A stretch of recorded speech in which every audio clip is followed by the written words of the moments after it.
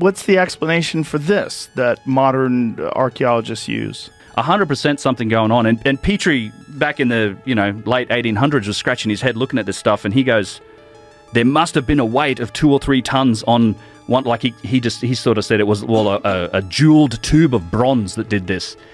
But he was looking at it. He knew a mystery when he saw it, and he couldn't explain it. Like, what's the wildest speculation as to how these things were made? Well, I'm pretty convinced that there was. There's obviously saws and tube drills that are powered by something. Now, I think it may not just be pure friction. There might be ultrasonics involved. One of the whole interesting things I like about this space is it's like, and this has to do with even like the energy stuff that Randall was talking about that he's coming to talk about as well.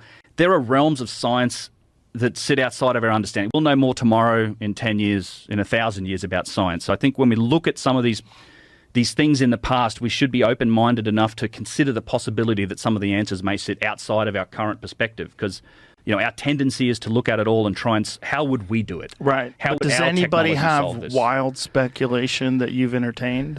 Yeah, I think there's So one of the topics that often gets mentioned here is like ultrasonic drilling. So having it resonate at a frequency that matches the native frequency of the rock and sort of separating the rock more easily. And that's a technology that we're developing. Like, we do some ultrasonic drilling like this today with jewelry and stuff, and you literally vibrate. You find the correct vibration. You can put like a little star-shaped bit through a stone.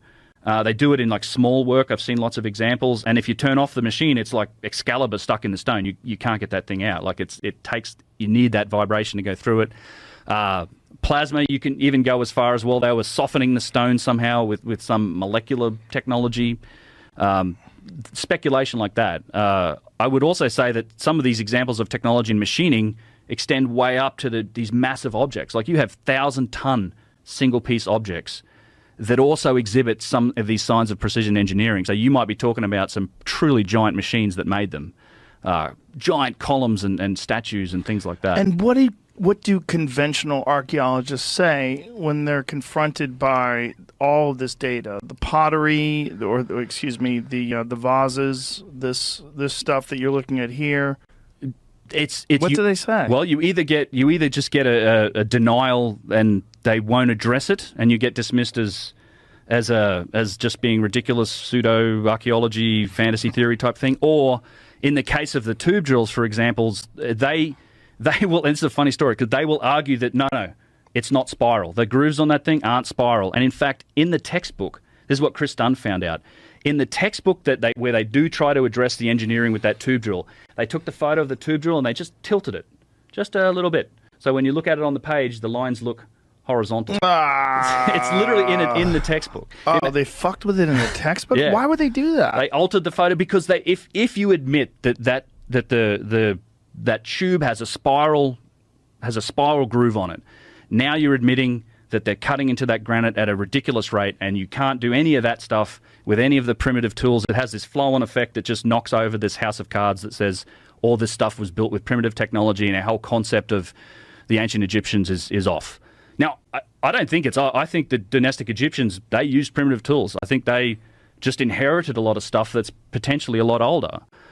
And the proof's in the puddings with these vases, for example. That stuff, those things disappear from dynastic Egypt after the third, fourth dynasty. They don't make them anymore. They make alabaster vases. Is that a tool? That's a fantastic example of what I would call an out-of-place artifact. It's a hollow tube of lapis lazuli, which, by the way, there's no quarries for lapis in Egypt. The closest one's probably in Afghanistan. Came from Gebel Tariq, found in a pre-dynastic site. It's hollowed. It's perfectly made. This is a very difficult thing to achieve, even with modern machinery. And it's displayed in a cabinet next to what? Bone and beads. Right? And what is that? What is that supposed to be? That tube? It's something decorative, I assume. It has a gold sheath, but it's a hollow tube. I actually have pictures of it from the end on, not probably in the ones you have, Jamie, but yeah, hollow tube. It's an out-of-place artifact. Like these things from hard stone, and these are more examples. Rock crystal, obsidian gourds and vases that show just perfect, just very high degrees of sophistication. You should mention the pre-dynastic, the statue faces and the symmetry. How can you possibly do that by hand? This will wow you. Yeah. So there's there's a whole category of aspects to the discussion around ancient technology, right? And I have to be kind of careful about what you say, oh, it is or it isn't, because in reality, we really haven't analysed that many artifacts. This vase work that we've done, first one we've actually taken a look at, that core, that's the first one and the only one that's really been analysed. So I characterise something that's beyond the capabilities of these primitive ancient civilizations as being, okay, machining marks, tool marks, like these giant circular saws, tube drills, precision, and there's elements to precision, and one of those is symmetry. And there's been some interesting studies done on the faces of giant statues. One in particular is the face of Ramses. There's a statue at Luxor.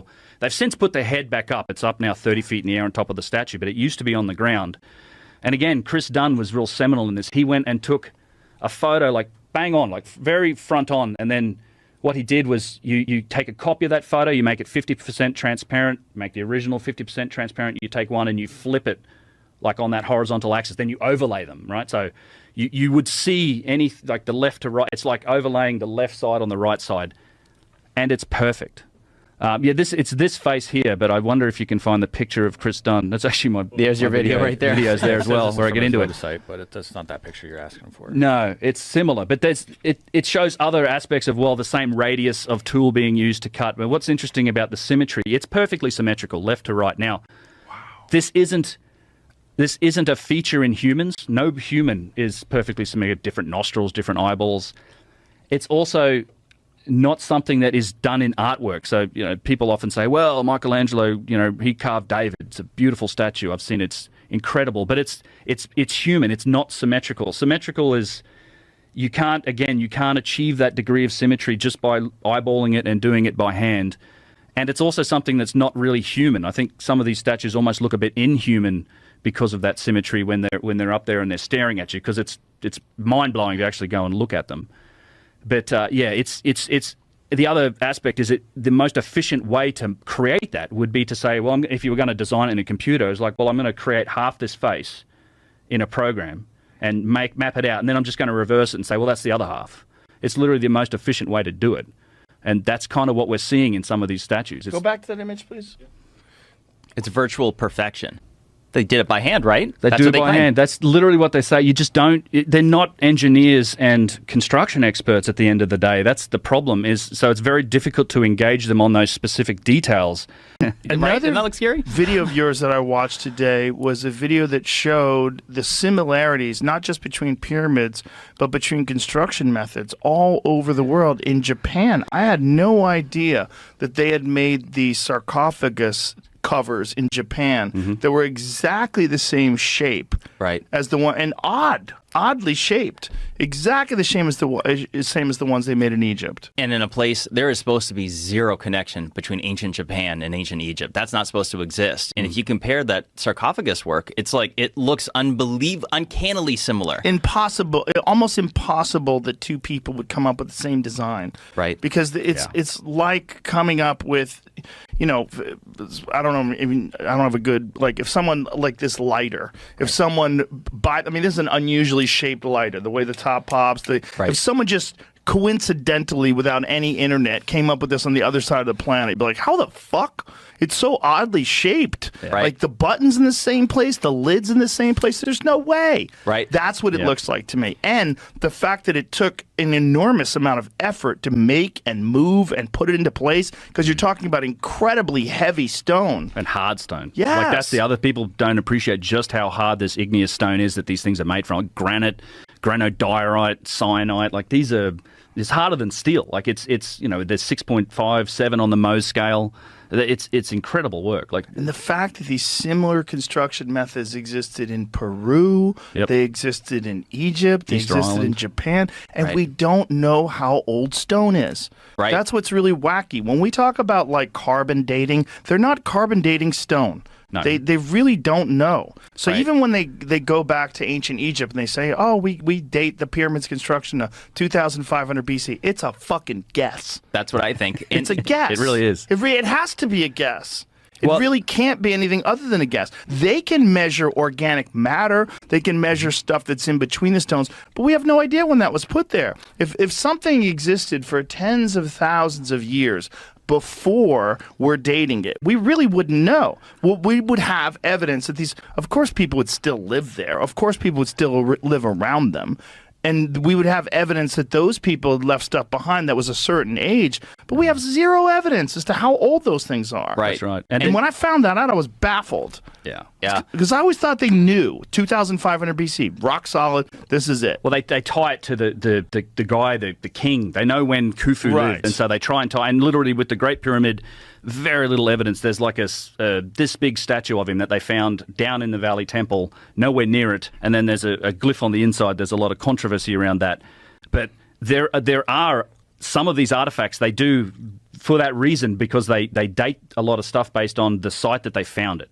So if there's organic material at the site that they found it, and I've found it's a kind of like a smoking gun piece in all of this, is all the vases. So are you familiar with the incredible stone vases that they make in Egypt? Please talk about them. Yeah, so there is a collection of these things. They're made from igneous stone. And Jamie, I've got a few pictures of the vases in that vase directory, and they date back. It's what's interesting to me about these is that they're some of the earliest types of artifacts that we find. They stretch back far into what we'd call pre-dynastic time, basically Mesolithic times, right back to even 15,000 years ago. There was a site called Toshka that was dug up. It's underwater now, but and it was a primitive burial.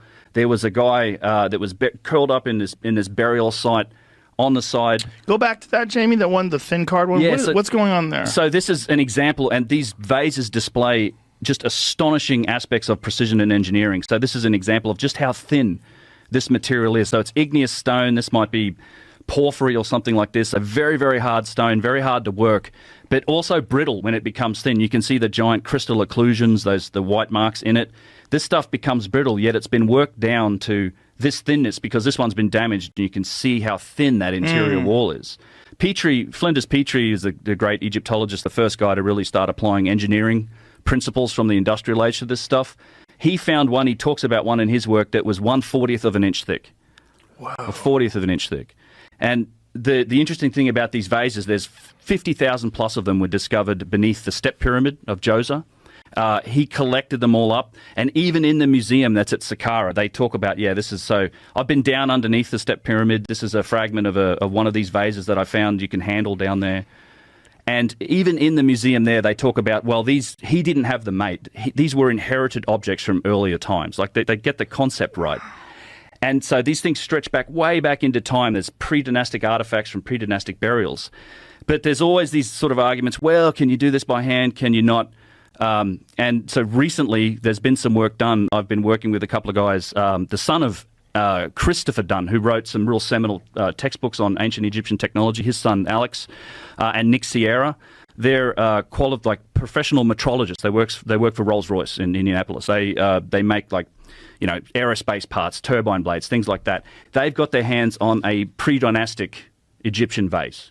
And for the first time, they've actually been able to scan this thing using a structured light scanner and define the specific elements of precision on it. And it's just astounding. Like this puts the whole concept of can these even remotely been made by hand to bed. Like these things had to have been made on a machine and made with extreme precision, because this vase that is pre-dynastic, this is a picture of the vase here that they found in a private collection. Because I should say, generally archaeologists, Egyptologists, they're not engineers. They're not particularly interested in sort of how things were manufactured. So what they've done is they've taken this and put this in a machine, and it's a structured light scanner. So it creates like a point cloud of different lights, and then you match a geometric shape to it, be that like a flat plane, a cylinder, a sphere, a cone, and then you can perform sort of geometric calculations on it and define things like precision. So if you go back to that, the surface A, the vase lip, right? So this is, you can see down on the bottom, they've created a point cloud of the top of this lip, so the flatness, and they've called this surface A. It's comprised of 3,813 points, and it's within 0.003 of an inch of being basically perfectly flat. Wow. But that's 0.003 of an inch. 0.003 of an inch. And this is over who knows how many thousands of years of erosion and sand and dust and wind. Exactly. It's at least 5,000 years old. I suspect this could be far older than that. Now, what's interesting, once you start doing this, and if you go to the next one, Jamie, now we're looking at the lip. So you take a cylinder and you basically take 10,000 points plus, and you match the inside, the mouth of the vase to a cylinder. And what you can now measure that against the other surface. So if you think of like the top of it as being like the x-axis, this is now your y-axis. So that first symbol here, the perpendicular symbol, what it's showing is that how perpendicular is this cylinder on its axis relative to the top of the vase, the surface A that's on the top, within 1/1000th of an inch. 1,000. So it's perfectly perpendicular to within 1/1000th of an inch of the top of the